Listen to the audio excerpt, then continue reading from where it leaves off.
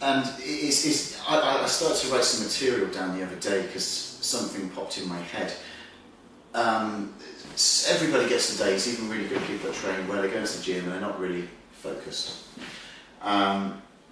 And then there's that kind of switch that you can switch on, or I can switch on, because I've been there before. Yeah. And it's from switching from can't be bothered to, right, let's really go for this. And I've noticed with people that I've trained, they've never been there. They've never been in that state. And I would guess you could call it a state of total self-belief in what you can achieve. Okay. So how did you accomplish that state of self-belief? Going back to it took a long time to build up the confidence, and like I said, it took me a couple of years of mucking about, going once a week down the gym, doing press-ups, mucking about a few dumbbells at home, not really knowing what I was doing. It took me a little while, then reading, and it was reading the Arnold material, and I read something that he said was, before you go down the gym, before you buy any supplements, before you read any magazines, before you do anything, the first thing that you must do is you must totally and utterly believe that you too have the privilege to be massive. Once you understand that, you're ready to go down the gym. Was this the difference that made the difference for you between not being a confident person and being a confident person? I would say yes, it kind of went hand in hand, definitely. Definitely went hand in hand. And I suppose as well with my background of never really thinking a great deal academically, even though I could have been, it was something I could put all my energy and all my effort into, and there was no one there to tell me I couldn't do it. I could excel at it. But everyone I've trained, it's been this problem. How do you raise somebody's self-belief so that something switches in their mind and in their body? Because people do change the way they train when they change their state of mind, and that is key. Have you ever witnessed anyone that you've trained go through the process of no self-belief to self-belief? Yes. How do you think they did that? I've used many techniques. One is people respond differently. I had someone which was incredibly negative, and it took me a hell of a long time to get him to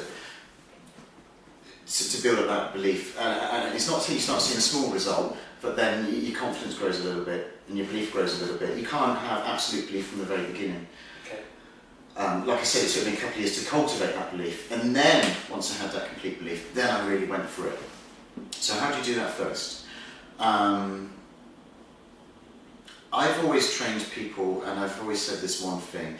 I see how heavy they can lift on a certain exercise, okay? Yeah. And I'll stick to the basics. And then they will tell me how much they can lift. And they believe how much they can lift. Well, the maximum I can bench press is 100 kilos, and I can do about 2 or 3 reps. Okay. Okay, fine. I said, what about if you had a gun to your head? Well, what do you mean? I said, well, imagine it. Imagine if somebody was here now with a real gun to your head. Yeah. How much do you think you could lift? Okay. I don't know. I said, shall I explain how your muscles work?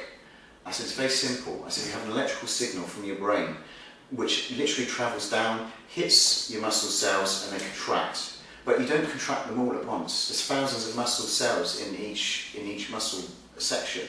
So say, for instance, like when you're lifting this pen, my brain there is activating a certain amount of fibres. It knows I only need to activate, say, not even 1% of all the fibres in my bicep. If I've got a heavy dumbbell, and it's really heavy, my brain would be going, activate as many as you can, activate as many as you can. So there's more electrical signal going there, which is why when someone has an electric shock, they can literally fly across the room because they've got 100% of their fibres activated. So once people get this in their head, oh okay, so it really is the state of mind. If I really had to, if I really did have a gun to my head, then something would switch. I'd have a flood of electrical signal going to my muscles, and I could probably do 200 kilos. Now the percentage of muscles that you actually activate, or fibres you activate, is a lot lower than you think. A, because your muscles are incredibly strong. If you could activate 100% of your fibres when you wanted to, you'd rip your ligaments, you'd break bones, because your muscles are that strong. So powerlifters, they train all year and they specialise in lifting 1 rep for their heaviest weight. Now the recorded maximum is around about 70 or 80% of their fibres in one go. So if that's someone that specialises in lifting heavy, can only activate about 70 or 80% in one go, then what you're doing down the gym when you think that you're lifting your heaviest is absolute rubbish. You're probably activating 20% of your fibres, 30% if that. So this is what it's all about. It's all, when you're in that state of belief and you're in that state of, okay, I'm doing 100 kilos now, but in 6 months' time I want to be doing 140. Well, that's a big jump. Well, it's easier to pick up a 20 kilo and stick another 20 kilo one than to go up in increments. So let's go from 100 to 140. We can do that. So how do you build that up in other people? Self-belief. So how do you get to take a person from low self-belief to high self-belief?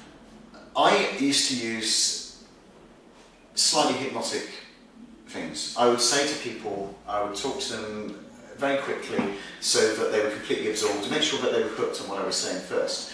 Once I knew that they were hooked, I would then kind of lead them down a bit of a path and I would explain to them this whole thing about the body. Do you understand that? Yes, I understand that. Okay, great, you understand that. So they're building up trust in what I'm saying. And you actually give them an experience of lifting the heaviest weight that they believe, and then say what you say about the electricity going to the head, and then give them experience of lifting heavier that they believe. That's it.